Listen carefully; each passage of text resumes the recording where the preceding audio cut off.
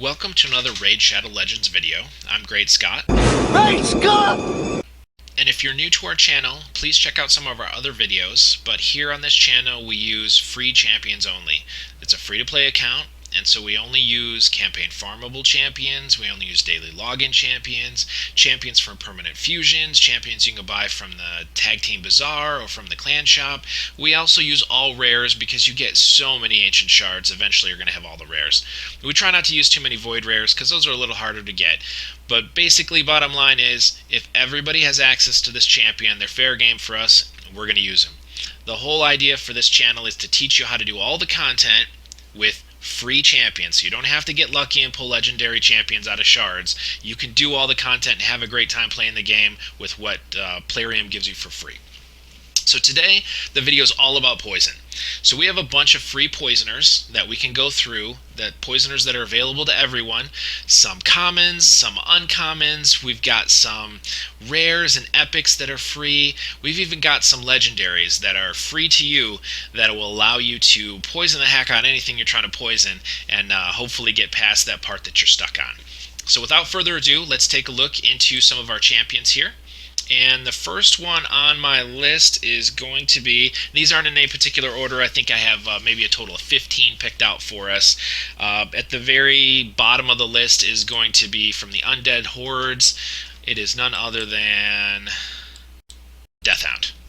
Now, most people don't talk about Deathhound, but for a common champion, Deathhound is amazing. He's hilariously good for a common champion. He probably belongs in the rare category, and if he was in the rare category, people would use him all over the game because he would have access to, banners and amulets. Common champions don't have access to any of that stuff. So if he were a rare, people would really be talking about him. But as a common, he's still fantastic as a common. So his A2 places a big version of poison for 2 turns on a 2-turn cooldown.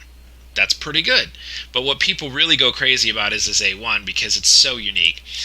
He's going to attack an enemy, but he's going to ignore shields, he's going to ignore block damage buffs, and he's going to ignore defense. So they have no way of mitigating the damage you're about to hit him with. And if you build him with huge attack, huge crit rate, and huge crit damage, he's just going to knock, one-shot champions in the arena. He's going to one-shot wave champions. He's just going to be great. But what this list is about is poisons. So he makes the top 15 as a common champion for placing a big version of poison for 2 turns on a 2-turn cooldown. Now, I guess I should stop here and tell you, what criteria are we using? How did a common champion make the list? Well, everybody under the sun throws a poison here or there in some way, shape, or form when you're looking at, all the different rare champions, all the different common champions, all the different uncommon champions. There's so many that throw poison out there. If you limit them first to just the free champions, like campaign farmables and rares and easy to get obtainable champions for everyone, we cut that list down quite a bit. Then I cut the list down. They have to have at least a 50% chance of landing the poison, because I don't want a 10% chance of landing a poison. What's the good in that? You're never going to land it. It's just ridiculous. Then I only want big versions of the poisons. I don't like these little 2.5% versions of the poisons that take up a debuff slot. It's just a waste of time.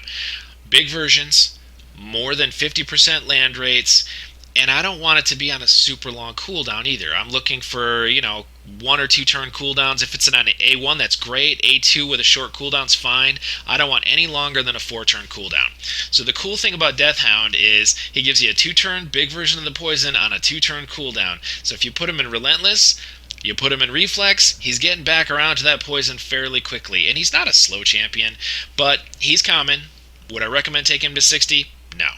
But he's still a great champion. That's why he makes our list. I think I got 15 champions on here, so he's number 15. So let's go to number 14. And some of these champions are going to be pretty obscure, especially here at the bottom of the list, because most people don't use them that often. I don't hear too much about them when I do hear about some of these champions. I don't think they're using them as poisoners. They're probably using them in some other aspect of the game. But this is all about poison, and it's Slayer. Slayer makes number 14. So as far as Slayer goes, he has this A3. He attacks an enemy and places a big version of poison for 2 turns, but the reason he makes the list above Deathhound is because he also has a 100% chance of placing a stun with his poison. Now you got to book it up to get that, but it's still on a 4-turn cooldown. You place a poison for 2 turns, and it comes with a free stun. That makes him better. Plus, he's a rare champion, so he has access to some of the other gear that rare champions have. His base stats are higher, so on and so forth. So he beats out Deathhound, not by a lot, but it's certainly somebody you may want to consider maxing out. I haven't. 40 or 50 is probably fine for him. He also brings an AoE, so I hear some people put him in a stun set for the Barbarian script. Maybe. And then he also has a chance of placing a decreased attack buff. Now, it's a 50% chance, but on Clan Boss, decreased attack is great. So if you're using him for the poisons, and you're using him for the decreased attack, I guess he does actually have some use. So he's like number 14 on our list. He's pretty far down, but he's still got some utility to him. Then we have an unusual champion, and she's unusual because she's able to place poisons without actually doing an attack, and that's none other than Magus. Now, Magus has this really awesome A2, where she has a 100% chance when it's booked of placing a big version of poison for 2 turns on a 3-turn cooldown without attacking. So if any sort of retaliation is going on, where somebody's going to attack you if you attack them, this is a way for her to do an AoE poison. Everybody gets the poison, 100% chance of placing it, with no attack, so there's no retaliation.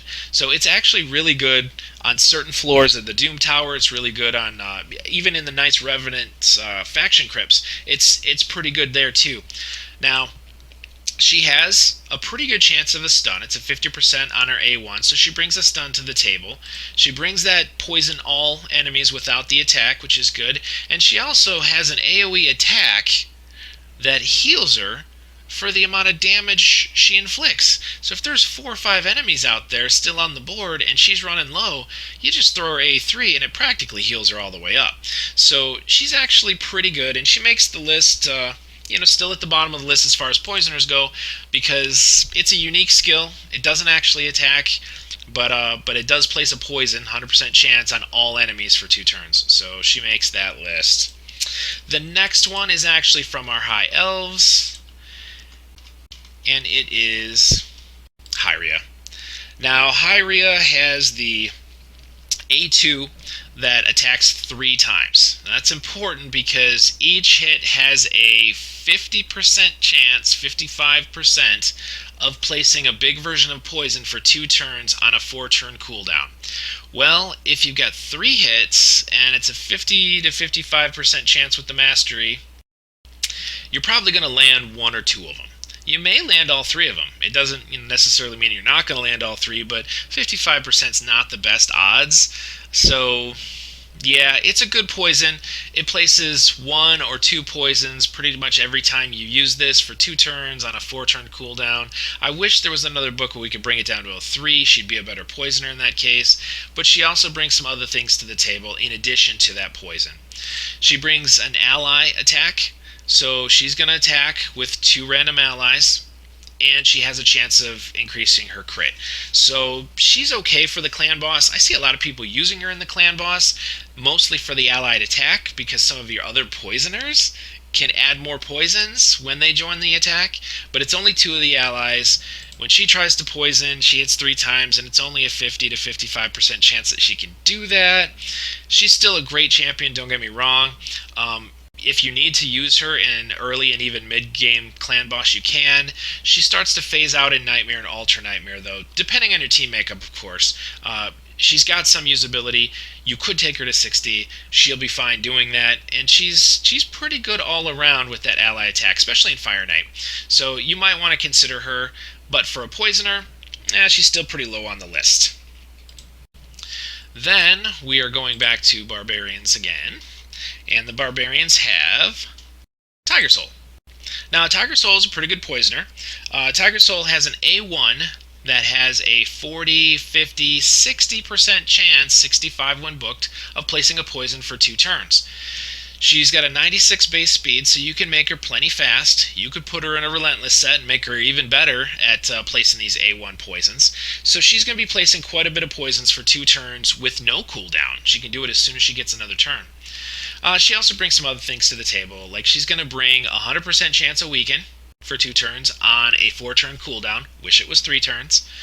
And she's also going to block debuffs on herself and increase defense on herself for 2 turns on a 3-turn cooldown. This is a good clan boss skill. So she's not bad at clan boss. If you're looking for early to even mid-game clan boss, she can place those poisons. She can place the weaken on clan boss, which is more important in the early clan boss than it is in Ultra Nightmare. It's not till Nightmare and Ultra Nightmare that defense plays a bigger portion than weaken. Weaken does a better job early in clan boss. So placing that weaken is good. And of course she can stop herself from getting stunned, and she can increase her defense for 2 turns out of every 3 turns, which if she's fast enough could be enough that the clan boss never stuns her. If she goes often enough, she could have block debuffs on all the time and never get stunned. Sometimes certain affinities will poison you. Sometimes certain affinities will do other things to you from the clan boss perspective. This is good to have block debuffs and increased defense. She's also great for Dragon with the block debuffs and increased defense. Now, it'd be nice if it was block debuffs and increased defense on all your team, but it's good enough on her. So she can keep landing those poisons. She can land some weakens. She can block debuffs and increase her defense. She's good for clan boss. She's good for Dragon. Enough said. Do you need to max her? No, because she kind of phases out when you get to about maybe Nightmare, clan boss, and some higher levels of the dungeon. I wouldn't really use her past maybe stage 15, stage 20. She starts to phase out pretty quick there. Alright, after Tiger Soul, we have somebody that everybody knows is a great poisoner. Is none other than Outlaw Monk. He's old school, but still great. So Outlaw Monk has this A2 where he places. There's no chance. He just places. If you've got high enough accuracy, he's going to put 2 big versions of poison for 2 turns on a 3-turn cooldown. On his A1, he has a 25% chance when booked of getting an extra turn. So he's going to be placing 2 poisons for 2 turns. He's going to come back with another turn and maybe get an extra turn, which removes the 1 more turn meter from his A2. If you put him in Relentless, he's bouncing back and forth from poisoning back to his A1, which has a 25% chance of giving him another turn, which reduces the cooldown of his A2. So then his A2 goes, then he has another chance of going with his A1 with the Relentless set over and over and over again. He just can lay on a bunch of poisons if you're lucky. If you're unlucky, you never get a Relentless proc, and you never get an A1 proc for an extra turn, and he's just placing 2 poisons on a 3-turn cooldown. Still good enough to use an early and even mid-game clan boss and dragon. I mean, I've seen him on some end-game dragon teams. There's a lot of people out there who specialize in just uncommon champions and lower end champions for their videos. Outlaw Monk is a great champion for all of those applications. He does phase out because of his low defense and his relatively low hit points. He phases out later on for the Nightmare and the Ultra Nightmare. But if you're looking for a huge poisoner, he is a great one to choose. Some people put him in a reflex set because he only has the 1 active skill. That works really well too. He can get around to his skills pretty quick and keep applying those 2 big versions. So after Outlaw Monk, let's talk about someone nobody likes. Nobody likes him. Nobody's talking about him as far as everybody's concerned. He is a trash champion. I can't say I disagree. I haven't even built him, but he's none other than Yaga the Insatiable. Now, Yaga has a 50% chance of placing a big version of poison for 2 turns. It's 55 if you do the masteries on his A1.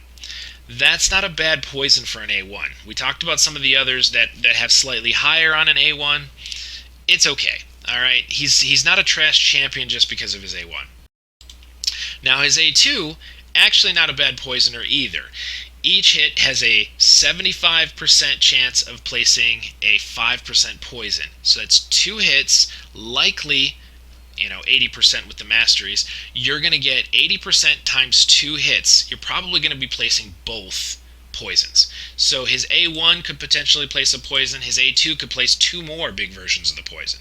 And then, of course, his A3 increases the damage for any targets under poison. So he's going to do more damage to your clan boss, which is good when you get, some critical hits. You get even more damage if they're under poison. It's all great. It's all fine and good and everything, but he's not really an epic champion. His kit is more like a rare kit, and he's free. It's only a couple of months, 2-3 months you have to wait to get him. Nobody likes him. Everybody says he's a trash champion. Nobody builds him up to 60. He's probably fine for your Skinwalkers faction. He's probably fine for early and mid-game clan boss. By the time you get to Nightmare clan boss, I know you're going to have better options. Ultra Nightmare, you definitely will have better options for poisoning and things.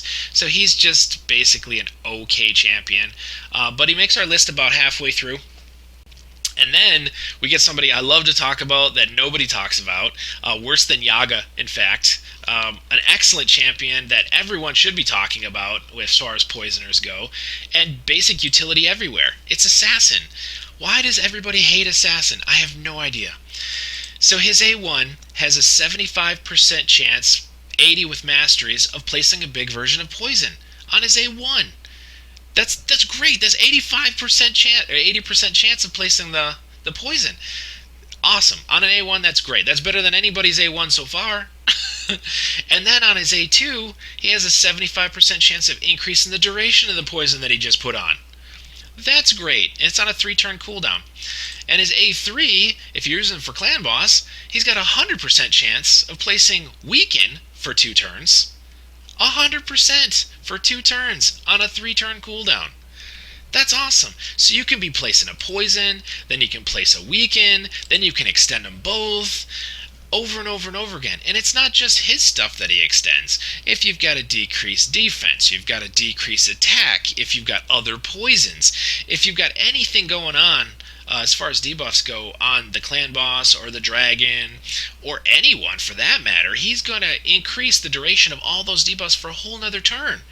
So he's fantastic. I love him for early game clan boss all the way up to Nightmare. He does a great job of adding poisons and extending poisons, and he brings the weaken, which is really important for early game clan bosses we talked about before.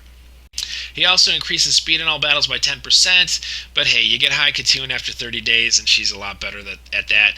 But in Faction Crypts, he's amazing. He adds poisons, he extends debuffs, he adds weakens for your attackers to just dominate the field. So I bring him along in Faction Crypts because he is definitely an awesome champion. And he's starting to make it pretty high on our list here. As we go further on the list, you're going to see some obvious choices, but I wanted to point out some less obvious choices, just in case you're missing some good poisoners, but you might have some of these others. So, of course, everybody knows Kale's a good poisoner. I'm not as high on Kale as everybody else is because of the risk. It's not consistent. So this is a 4-hitter that has a 55% chance, if you do the books and masteries, of placing a poison. So it's kind of a 50-50 chance times 4 hits. So statistically speaking, you're probably going to hit about 2 poisons every time on a 4-turn cooldown. It's okay. I mean, it's good. It's not great because you could miss. Potentially, you could miss all 4. If your accuracy isn't super high, even if you do trigger one of the chances of placing it, the boss could resist it. So you might hit 4 out of 4, you might hit 0 out of 4. So I don't like the inconsistency there, especially when you play the accuracy into it. I also don't like his A1. It's got a 100% chance of putting the low version of poison, the small version, because it takes the place of a big version. I hate that. I can't stand the fact that I'm losing a spot to I'm losing a spot to a small version where I could have placed a big version instead.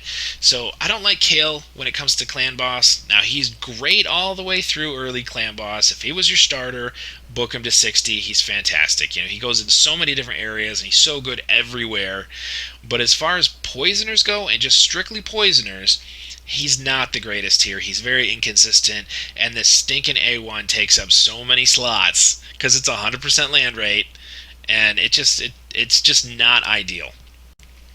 That being said, he's good everywhere else. I would max him out if you started off as your starting champion. He's definitely worth it. Next on our list, we have Oh, who are we looking for here? We're looking for Demon Spawn. We're looking for Petrifier. She's kind of new. I like her, but I don't like her. She brings a lot of stuff to the table. So her her A3 attacks 3 times. Each hit has a chance of bringing poison sensitivity. So she's got, a 40% chance, 45 when booked up, of placing that poison sensitivity for 2 turns. It's not. I mean, it's over 100% if you apply 3 hits, so that's kind of good. But what if none of them trigger? And you've got no poison sensitivity hitting. It's kind of a wasted skill if it's just too low of a land rate. It needs to be 50 instead of 25, plus the extra books, so you're getting 65, 75% chance of landing that poison sensitivity. Because even 75% chance doesn't land sometimes. Even when they do the accuracy check, sometimes it gets resisted. So in this particular case, I would have liked to see that land rate on the poison sensitivity be much higher. But now here's the other side. If all hits land on the same target, it's going to place a 5% poison debuff for 2 turns. So this only works on a single boss, like the clan boss or the dragon, because if you're fighting the ice golem, you're never going to poison anything. With this skill anyway. So sure, you got 3 random hits on all different targets. You've got a small chance of landing poison sensitivity on any of those multiple targets. Maybe it lands, maybe it doesn't. It's not a great chance. And because you've got multiple targets that it could be hitting, you're not landing any poison. So that's not the best situation for a poisoner. It's so conditional. Now she also has a poison on her A2, where she has an AoE, 2 hits. The first hit has a 100% chance when booked of placing decreased attack for 2 turns, which I love. And the second hit has a 75% chance, booked up to 80 with masteries and things, of placing the big version of poison for 2 turns. So she's going to give you a poison here, maybe a poison sensitivity and a poison if there's only one boss that you're fighting on her A3, and her A1 if they're under poison sensitivity, and we presume that the clan boss or the dragon will be.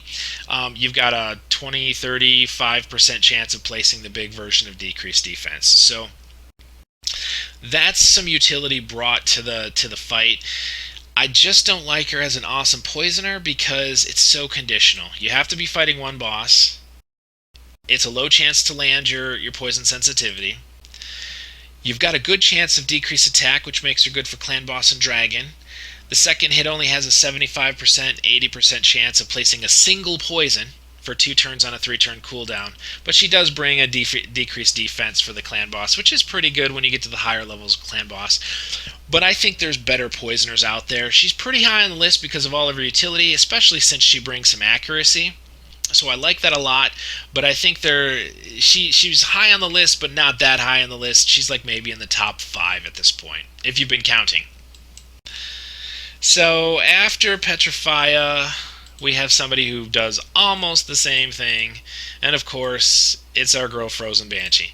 Now, at the beginning, 2 years ago, 3 years ago, she was number 1. She was by far the best poisoner in the game. She's excellent because, on her A3, she has this poison sensitivity. It just places. No worries, you give her enough accuracy. She's always going to have that poison sensitivity up for 2 turns on a 3-turn cooldown. She's amazing, right?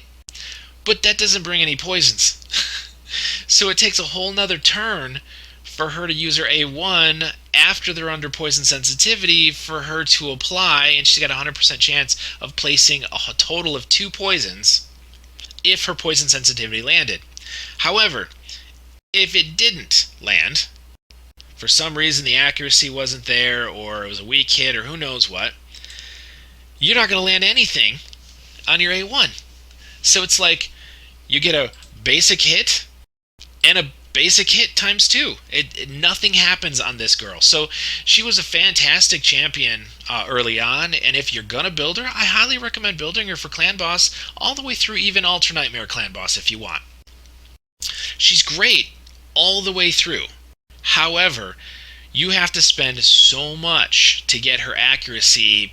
I would say at least 300. You want her accuracy pretty high so that she never misses the poison sensitivity. Because if she does, you might as well kiss it goodbye because you got 3 turns where you really aren't doing anything. You can't land any poisons for 3 turns until you try this poison sensitivity again. And it's really kind of a drag when it does miss. So make sure your accuracy super high so you never miss poison sensitivity, and only attack bosses and champions that are good affinity for you. You don't want to be attacking any force affinity bosses or champions because weak hits are so common. You're not likely going to be landing this poison sensitivity consistently. So that being said, she's a great champion, worthy of maxing. Clan boss great, dragon great. In so many areas, even Fire Knight great. I've used her in Ice Golem, pretty good there too, because you're landing a lot of poisons, and that's pretty important. She also brings some accuracy, a little more than Petrifia in all battles, so she's great. Definitely worth maxing. I guess enough said. So, who is better at poisoning than Frozen Banshee? We really only have like 3 left to talk about. The first is one of my faves, and she is so much like Assassin. I feel like I'm going to be talking exactly about Assassin's kit here too. The only difference between Araness and Assassin is she has a 100% chance instead of a 75-80% chance of bringing that poison on the A1. So she has a slightly higher chance of land rate on the A1, and it's for 2 turns instead of 1, so that's slightly better. On her A2, she has a 100% chance instead of an 80% chance of increasing the duration of all debuffs. That's great. I love this. Now, she's an AoE, whereas Assassin was only a single target, but if you're fighting the clan boss, it doesn't matter. If you're fighting the dragon, it doesn't matter. They're equivalent there. She just has a slightly higher land rate for that. And instead of weaken, she brings a block buffs. I love this for clan boss, especially when you're fighting a blue clan boss or you're fighting another red clan boss. Even if you're fighting, well, not so much the void clan boss, but if you're fighting one of those other 2, that clan boss puts increased attack on himself. So if you can keep block buffs on, his attack never goes up. If you have another champion to decrease his attack goes down. So he doesn't increase his attack because of Araness. You have a decreased attack champion putting decreased attack in your clan boss, and then you have Araness extending the duration of both of those debuffs. In addition, she places her own poisons pretty regularly, especially if you have her like in a Relentless set or even a Go Fast set. She's going to be placing plenty of poisons. She's going to be blocking the clan boss from increasing his attack if he's one of those other 2 affinities. And you're also going to be able to extend all of your debuffs on the boss. All the poisons, all the weakens, all the decreased defense, all the burns. All the decreased attacks, you're going to be able to extend all that stuff. And she brings 70 accuracy in dungeons if you're going to use her for dragon. Not useful on the clan boss, but she makes my endgame clan boss team because she's so phenomenal with the extend, and she's so phenomenal with placing both the poisons and the block debuffs. So she is head and shoulders, in my opinion, above Frozen Banshee. The only place she doesn't work that Frozen Banshee does is when you're up against the Spirit Affinity clan boss, because Spirit Affinity is a strong affinity to Force. And so Araness kind of loses her effectiveness there because she can't land as much. However, Frozen Banshee doesn't bring any block buffs, so that Spirit Affinity clan boss is still going to be buffing his own attack, which doesn't help you.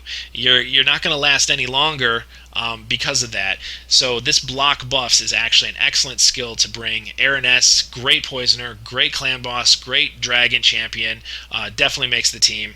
If you get her, and she's free.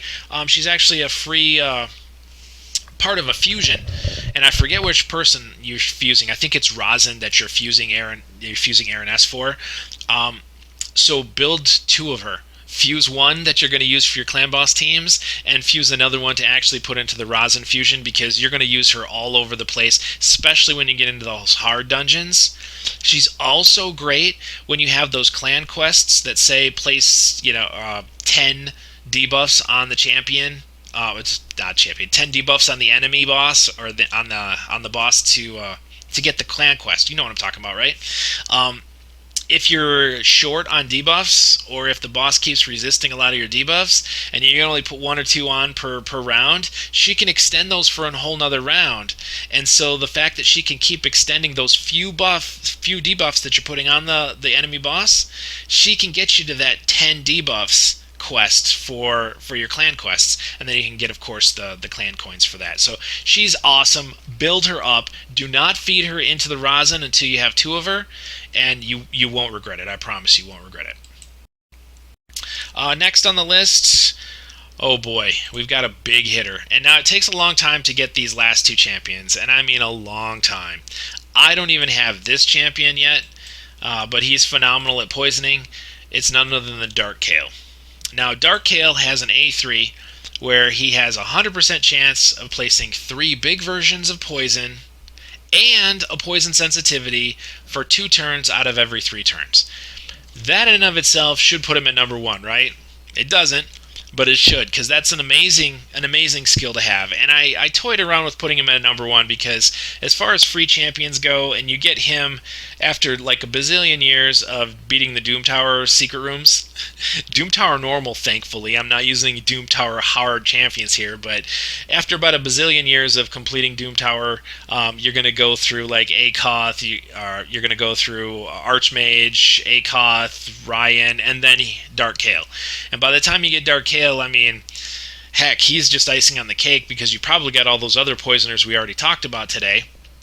And you've already got him on your clan boss team, you've already got him on your dragon team, you're already probably using him in a lot of other places. He is just a replacement for your regular Kayle. He's a replacement maybe for your Frozen Banshee. He's a replacement maybe for your Araness, you know, if you needed a replacement. But I think he works great with Araness because she can extend everything, she can add some poisons. I think she may work well because she doesn't have a poison sensitivity, but he does. If you're bringing him with a Frozen Banshee, it's kind of like overkill on the poison sensitivity. Same thing with Petrifia. She brings her own poison sensitivity, so Dark Kayle isn't really going to be as useful pairing with a Petrifia or a Frozen Banshee. But it is worthwhile pairing him with an Assassin or pairing him with an Araness.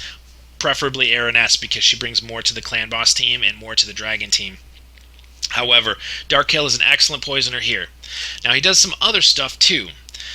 He also has a decreased attack, and he also increases the duration of all debuffs on the target by 1 turn.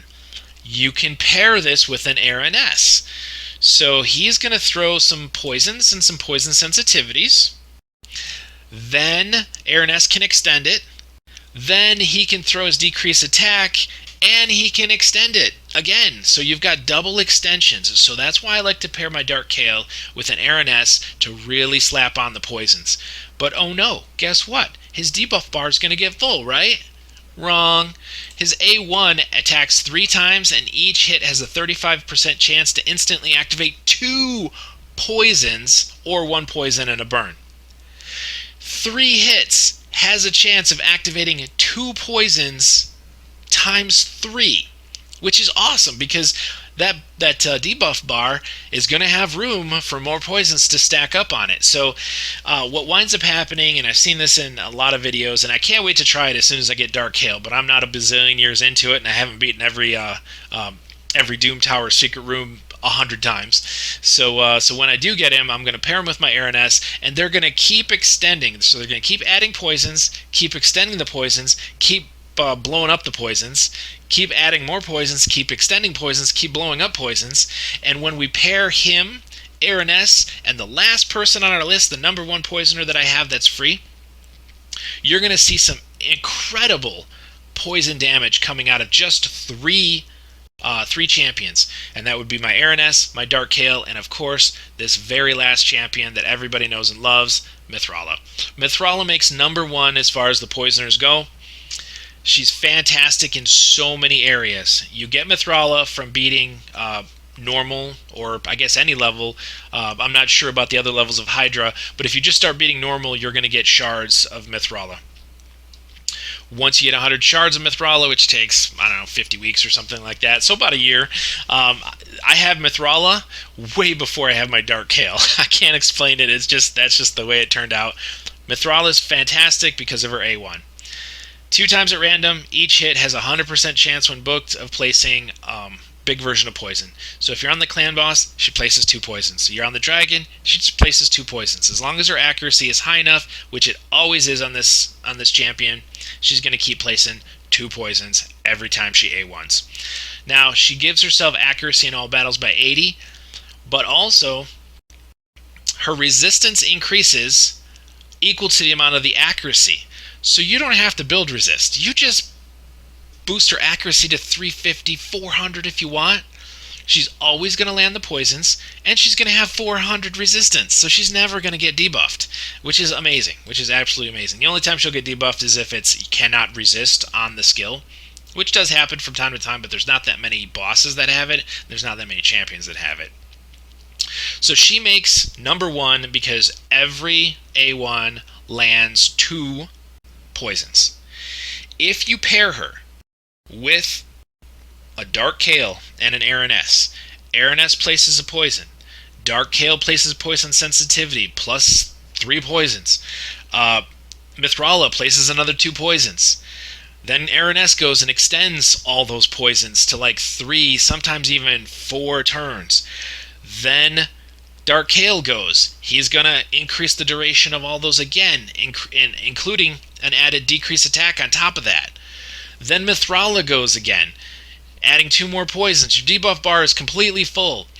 Then, of course, Araness goes again, and she's going to block any buffs. She's going to add another decrease, or add another poison to the mix if you're not full already. Then Kayle has the chance of triggering 3 poisons.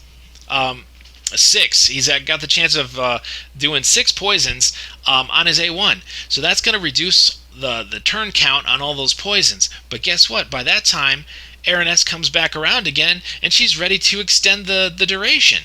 So these 3 champions, Mithrala, Dark Kayle, and Araness together, should be enough for your Ultra Nightmare team.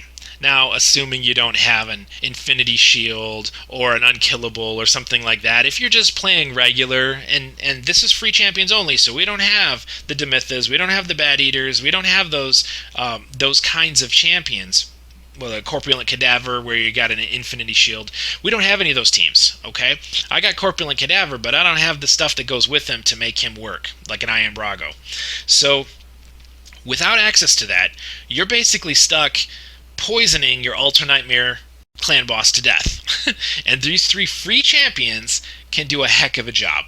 All you need to add to it is some shields and some heals. Well, guess what? Shields, ask no more. You get a shield equal to 30% of this champion's hit point on all allies for 2 turns, and a strengthen on all allies for 2 turns on a 3-turn cooldown. So Mithrala, if she's going fast, should be able to keep strengthen and shield up all the time. But let's say you get debuffed, right?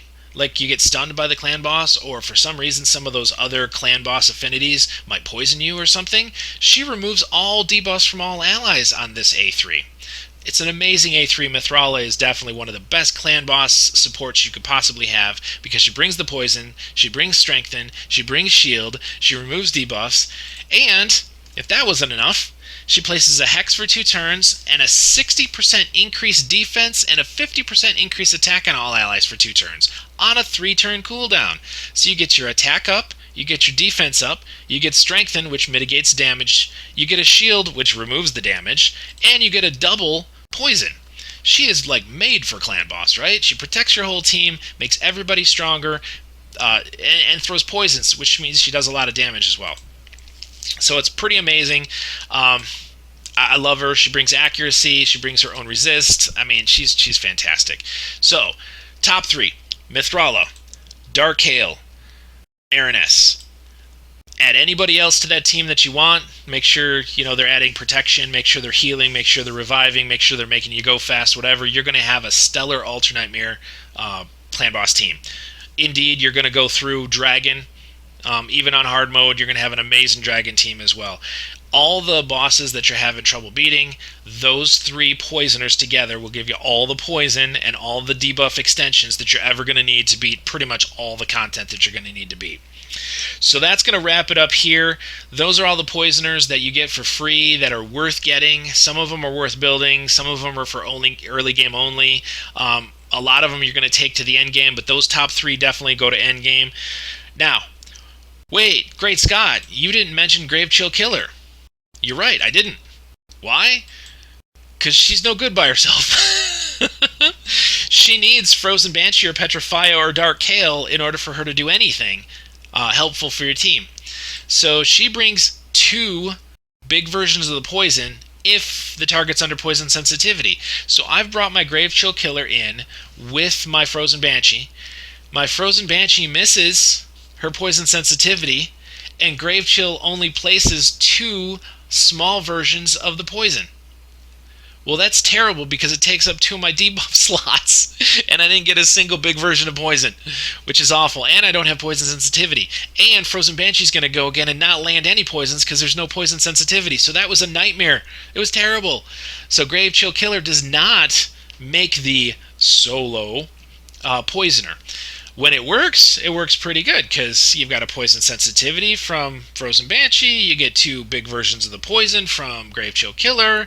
Then when she goes on her A1, she's got a 55% chance of placing a single poison for 1 turn. That's not even as good as Assassin's. Assassin was 80% of placing a big version of poison for 1 turn. She's not even as good as Assassin when it comes to placing that A1. Way worse. However, she does bring a big version of decreased defense. Presumably your clan boss is going to be always having poison on at some point in the fight, so she can land this decreased defense. It's useful for the higher levels of clan boss. However, the fact that she's only capable of landing 2 poisons on a 3-turn cooldown, maybe landing 1 more poison, and the decreased defense is really only good at the super high levels if you even need it, because presumably you're using all of your damage is all going to be poison based if you're using the poison strategy. Decreased defense is just maybe to help people lifesteal a little bit or to to get their health back. It's not really that great of a debuff to have. I'd rather have another 5% poison on, or I'd rather have a burn on, or I'd rather have a decreased attack on. I'd rather have some other things that help me a little bit more than a decreased defense. So she's only good if Petrify lands her poison sensitivity, which we just talked about. Petrify has a very low chance of landing that. Dark Kael lands his, which is a really good chance of Dark Kael landing it, or Frozen Banshee lands hers. Now, Frozen Banshee, if she has high enough accuracy, 300 plus, she's probably going to land all of her poison sensitivities, and that's not going to be so much of an issue. But Grave Chill Killer by herself didn't even make the team, didn't even make the list, because 2.5% poisons, they're nothing, man. They're not even worth using. So I didn't include any 2.5 poisoners on here except Kael, and the only reason for that is because he's got a 4-hitter with big versions on his A3. So Grave Chill Killer didn't make the team, didn't make the list, didn't make the top because on her own she's kind of worthless. She's also worthless unless you have Frozen Banshee, unless you have Petrify landing hers, which is a low rate, and unless you have Dark Kael. But by the time you get Dark Kael, you don't need Grave Chill Killer anymore. You're going to have an Araness that takes the place of the Frozen Banshee and Grave Chill Killer because it's just far superior. So that's my little spiel. That's my whole list. There may be 1 or 2 other poisoners out there that some people love, that some people want on the list that didn't make the list. Hey, put it down in the comments. I'll include putting them in a future video. If I'm wrong, tell me I'm wrong, and I'll say you're right. I'm wrong. Here's a good champion that I forgot to add. So like, subscribe, do all that good stuff, and in the meantime, I'll see you in the next video. Bye, guys.